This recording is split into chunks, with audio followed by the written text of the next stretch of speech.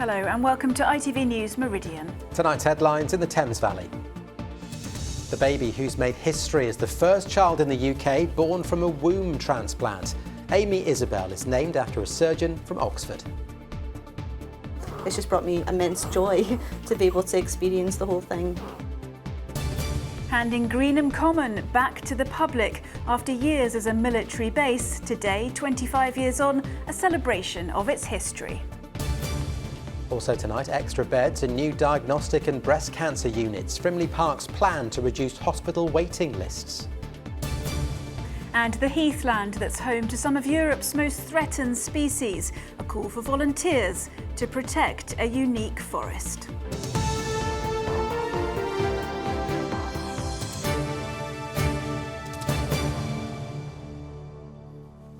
Good evening. A baby girl has made history as the first child in the UK to be born from a womb transplant. Amy Isabel, who weighed 4.5 pounds, is named after her aunt and a surgeon from the Oxford Transplant Centre who helped to perfect the procedure. Well, Amy's mum, Grace, was born without a womb but gave birth at a hospital in London after her older sister donated hers, paid for by the charity Womb Transplant UK. Well, now the family are hoping for a second child. Wesley Smith has their story. A joy to behold. But baby Amy Isabel is a joy her mum Grace still finds just incredible, because Grace herself was born without a womb. Amy's birth was only made possible after Grace's sister agreed to donate her womb for a UK first procedure at the Oxford Transplant Centre.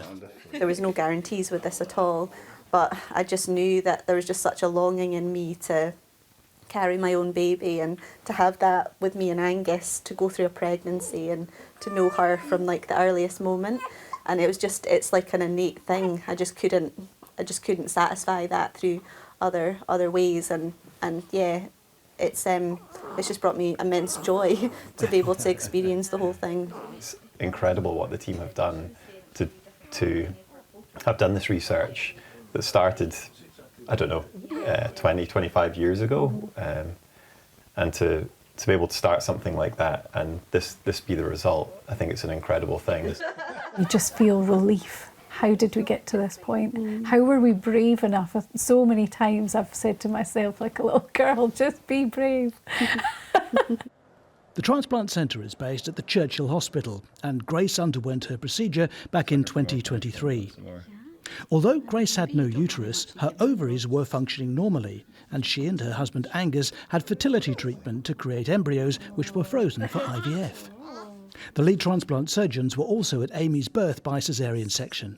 So for me, this has been a 26-year journey and enormous joy. A lot of tears shed, a lot of relief, and just fantastic. Almost a sense of disbelief, actually, that we finally got to this amazing place. And this lovely little baby comes out and she cried very rapidly, which is exactly what you want. The family decided to name their new arrival Amy, after her aunt who donated her womb after having 2 children of her own, and Isabel, after the surgeon in Oxford who helped to perfect the transplant technique. When I heard that it was my name as middle name, I was totally speechless. I was very, very proud, and I take it as their recognition of the team effort. So yeah, incredible. The charity Womb Transplant UK hopes Amy's birth will give hope to other women with Grace's condition. She continues to take immunosuppressants to ensure her body doesn't reject the womb, because she and Angus really want a second child. And after this amazing success, they really can believe anything is possible. Wesley Smith, ITV News. Yes, incredible. We wish them every happiness. Detectives investigating a spate of stabbings in the Blackbird Leys area of Oxford say they are keeping an open mind that the incidents could be linked. A 15-year-old boy suffered a facial injury in Fries Hill Park on the 25th of March. He has since been discharged from hospital. On Friday, a man in his 40s was stabbed but has also been discharged. On Sunday, a 17-year-old boy suffered knife wounds to his face and body and remains in hospital. A number of arrests have been made in connection with the first 2 incidents. A Section 60 order giving police more powers remains in place until later this evening. Now, for hundreds of years, Greenham Common formed the largest continuous area of open heathland in Berkshire for the public to enjoy before being used by the military in the war effort. But 25 years ago, the land was reopened to the public, and today celebrations have been taking place for that landmark anniversary. Penny Sylvester was there. It was 1997 when the perimeter fence around the former American military base at Greenham Common finally came down. The land just outside Newbury hit the headlines during the Cold War in the 80s, when thousands of women gathered to protest about nuclear weapons being stored on the site.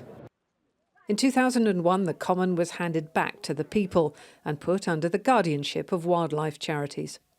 The Wildlife Trust is about people and wildlife coexisting together and trying to achieve a world where it's not one or the other. We want people to enjoy and experience wildlife and to engage and immerse in it and just enjoy the benefits that it brings, and not least being outside and just soaking it all up. When the Peace Women came back to Greenham to commemorate the 40th anniversary of their arrival here, they were said to be stunned at the transformation of the site. They were absolutely delighted to see the wildlife, the transformation. We're standing on a gravel path today, and even in 2000, this area, which had been runway and was still looked pretty barren, they were delighted to see it as a green and pleasant place. 25 years ago, more than 1 million tonnes of concrete and gravel were removed from the old military runway, buildings demolished and massive aviation fuel tankers buried underground taken away. Today, the sound of demonstration has been replaced by a different noise.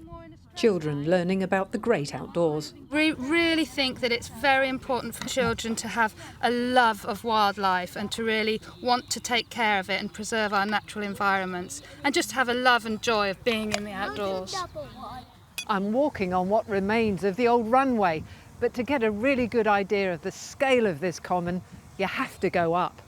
Greenham and Crookham Commons form the largest continuous tract of open heath in Berkshire, a wildlife haven open to everyone.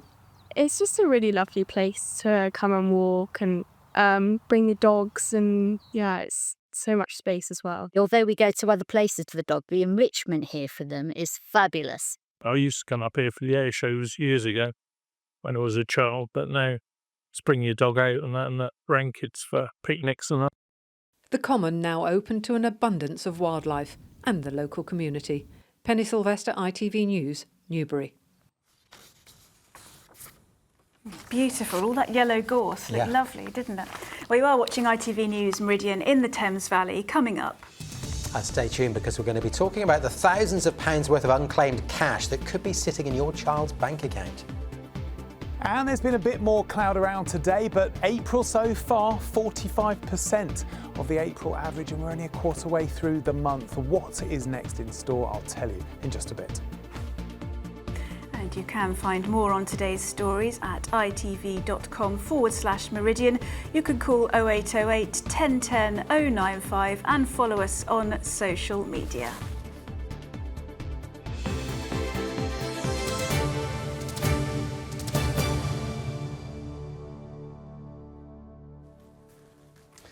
Now, the number of children being homeschooled has risen sharply. There's just under an estimated 7,000 young people who are now being taught outside the school system.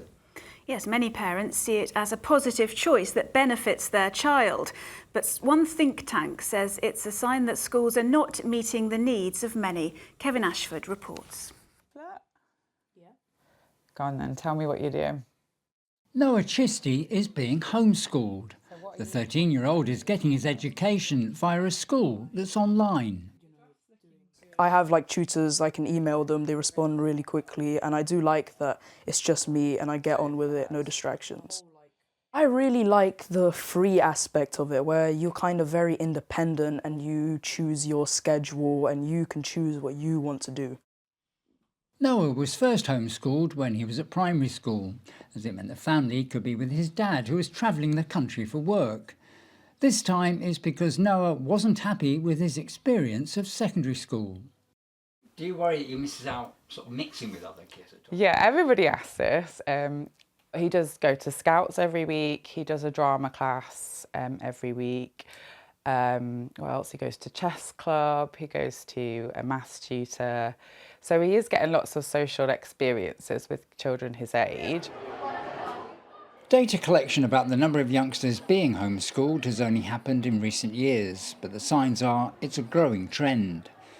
Here in our region, the number of children recorded as being taught at home has risen in the last 3 years from more than 20,000 to more than 25,000. A think tank which aims to improve the lives of young people says for some, homeschooling can be a positive move, but for many it's a reflection that the education system is failing youngsters. There's an awful lot of children now are coming out of the school rolls to be educated at home because their children are having a bad time in school, they aren't getting the support they need, and parents are desperately worried about their well-being. But over 50% of children who come off the school roll for home education are given the reason that they aren't having their needs met. It might be special educational needs or mental health needs. Legislation setting up a national register of homeschooled children is set to be introduced, which local authorities say will help them understand why more youngsters are being educated away from schools. For us, the Children and Wellbeing Bill will now give us an opportunity to really hone in on them kind of patterns of behaviour and actually look at and give us a power and influence to go and engage with parents and engage with schools to try to find out why they're being homeschooled, but actually the not in school register will be a really useful tool in that regard because at the moment we don't know who's not in school. Noah will be returning to the classroom in the future. He says he wants to do his GCSEs back in school. Kevin Ashford, ITV News. Now the ITV Evening News continues with the national and international news at 6:30. With the details for us tonight is Lucrezia Millarini. Coming up on tonight's Evening News, 2 children found guilty of killing a pensioner in a vicious assault in a park. Bim Coley died the day after the attack. As the King and Queen continue their visit to Italy, here Prince Harry is at court in a bid to reinstate his UK security. And Meghan reveals details of her postnatal health battle in her latest podcast. Join me for those stories and more at 6:30. There's a warning over the use of home testing kits to indicate whether someone may have prostate cancer. A leading charity says by using them, individuals may not get the full picture. PSA tests turn positive if a high level of a protein produced by the prostate is detected in a drop of blood. Well, many have emerged online or in pharmacies, but without the supervision of a medical professional, there are concerns over their accuracy. With the full details, Nick Smith. 1 in 8 men are likely to develop prostate cancer, and in the absence of a national screening programme, men are advised to get a GP appointment. Dan McGrill is a consultant urological surgeon in Chichester and says a blood test will be carried out to detect abnormally high levels of the protein PSA, which can indicate prostate cancer. It's a really useful diagnostic tool to help guide further investigations. It can be raised because of an enlarged prostate, because of inflammation, or because a man gets older and the PSA goes up over time. But if it is raised above the age-specific range, that's a good indication that the patient needs more investigations to be done. In recent years, home tests have become a popular alternative to the GP PSA test, where a pinprick can offer rapid results. But Prostate Cancer UK claims the numbers indicating a positive result ending up in an eventual diagnosis can be as low as 30%. So are advising people to avoid them. The cut-off level for these home tests is that a bit higher than the NHS, so they might be falsely reassured by what seems like a negative result. And the flip side of that is if they get a positive result, they'll have to go to their GP anyway, who will almost certainly redo a proper PSA blood test. George Thomas's company supplies PSA home testing kits with laboratory analysis, but is also branching out into something more precise. The PSA test is a good way of determining whether the prostate is working correctly, but is not necessarily a good determinant of cancer. Clinically, it's been up for debate for many years, but it is a low-cost test, and that's why it's used at scale. His company is working with scientists in Oxford who've developed another test dubbed PSE using genomic profiling. It's already in use in private healthcare, and they say it could be used in a national screening programme due to its high accuracy rate. Our accuracy is at 94%, and the main reason behind this boost is that we cut the false positives. A problem that many men are going through right now and the healthcare system is that many healthy men are unnecessarily referred for MRIs and biopsies, which we can help with the PSC test. This new type of test costs £900 per sample, compared to as low as £20 for a home testing kit. But the NHS has told us it's actively reviewing the evidence from use of this PSC test and whether it has the potential to provide life-saving interventions without the risk and trauma of more invasive procedures. Nick Smith, ITV News.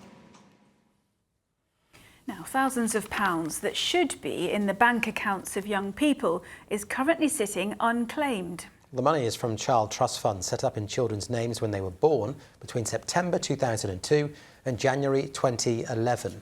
On average, their value can grow to around £2,000 each. Now it's hoped the government will do more to get the cash into the hands of those it belongs to, as James Webster explains. When Tayo saw people talking on social media about child trust funds, it made him wonder if one was sitting waiting for him. They were set up for children born between 2002 and 2011. After some investigating, he had a very pleasant surprise. It was more than £2,500, which I think was crazy. So it was quite a lot of money because, you know, it was the government that set up this scheme, and then your parents have put money away to just leave it there. It's kind of counterintuitive, isn't it? Especially for someone who wants to try their best to, like, you know, better themselves, save a bit, you know, maybe invest. In total, almost £1 billion has been paid into child trust funds. 85,000 of those are from the South East. That's £159 million sitting unclaimed in a vault. And 27% of those accounts are for young people identified as being from low-income backgrounds.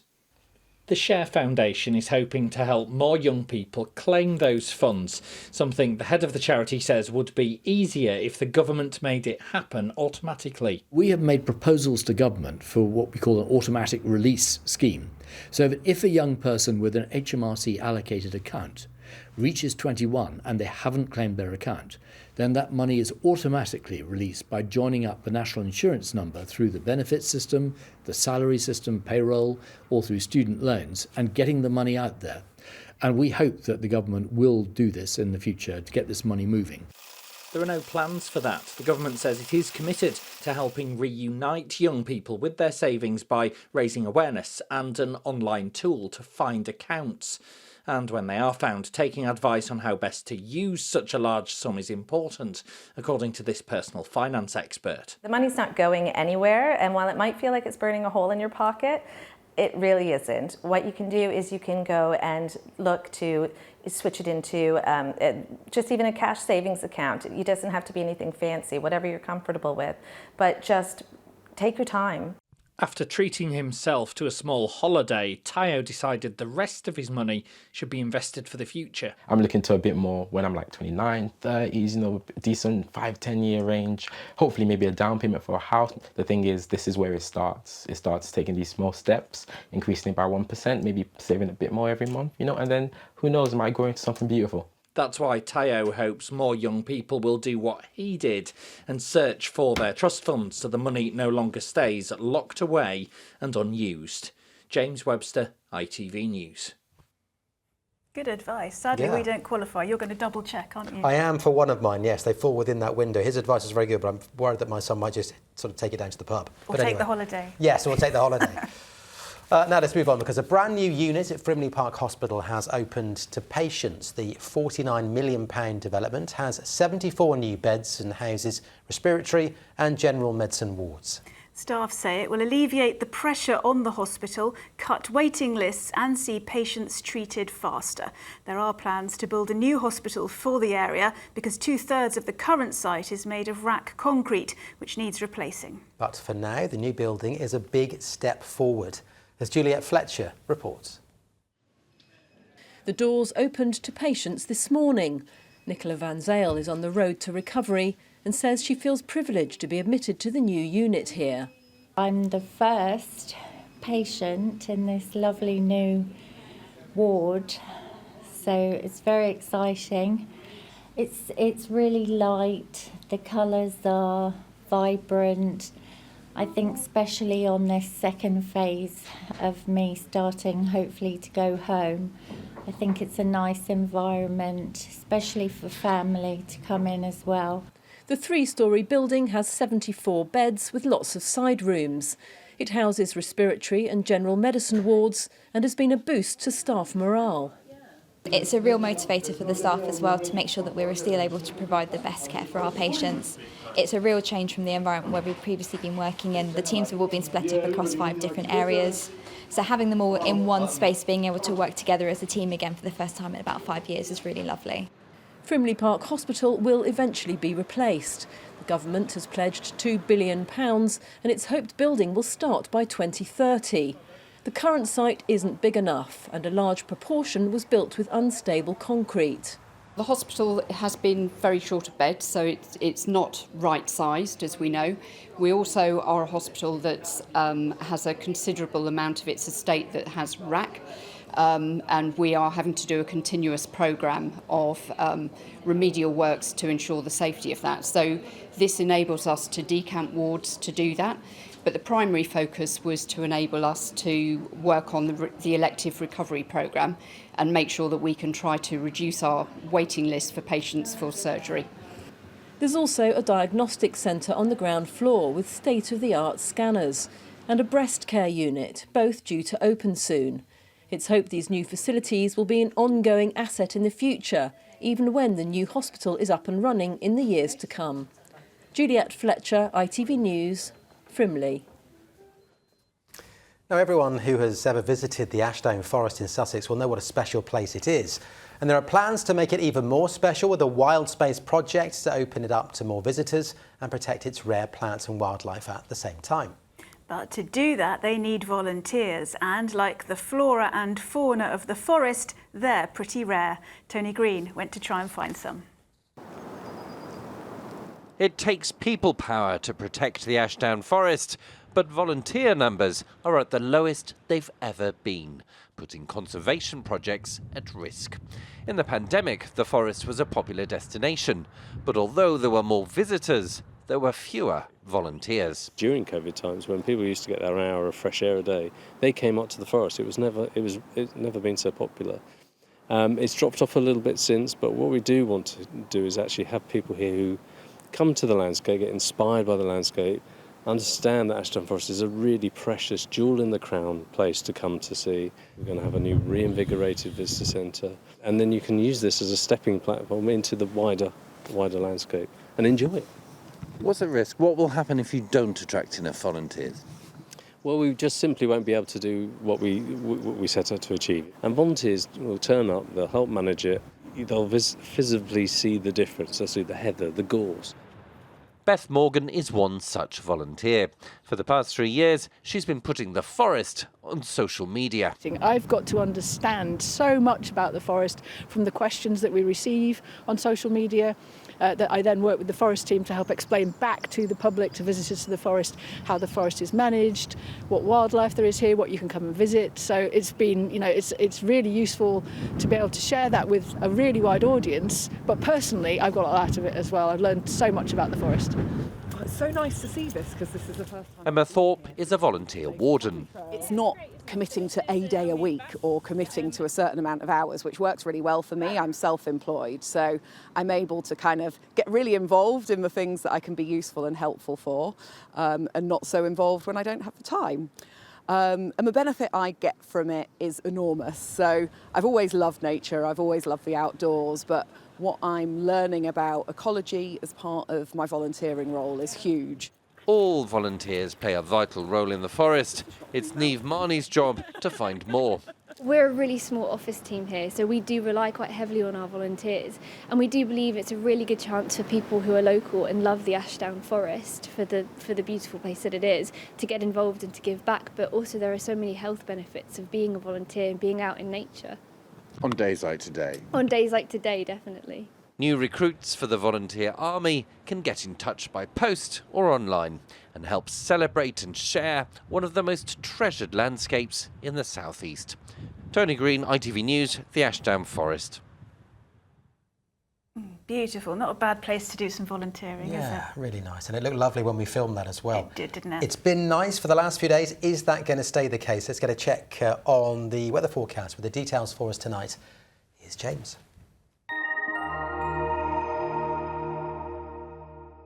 A heavy downpour will subside and light relaxation will set in. TUI sponsors ITV Meridian weather.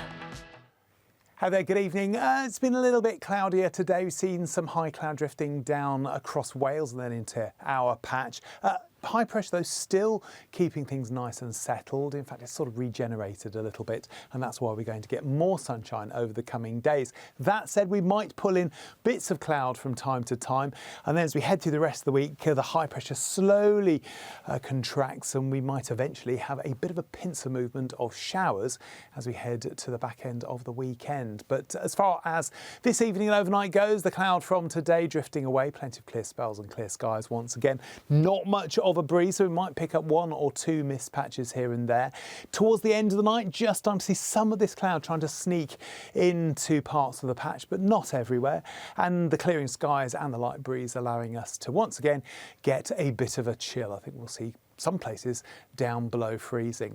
So tomorrow we're going to see this cloud trying to encroach in, but then as the sun rises it starts to burn it back, so a bit of a battle in some parts of the patch. Still got a bit of a nagging northeasterly, it'll take the edge off the feel of the temperatures, but on the whole not looking too bad temperature wise, with a high of around 15 to 16 Celsius. 1 or 2 spots might squeak a 17.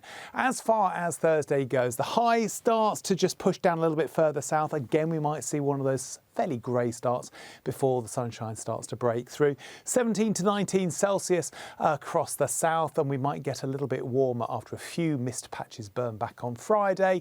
Similar picture on Saturday. TUI sponsors ITV Meridian weather.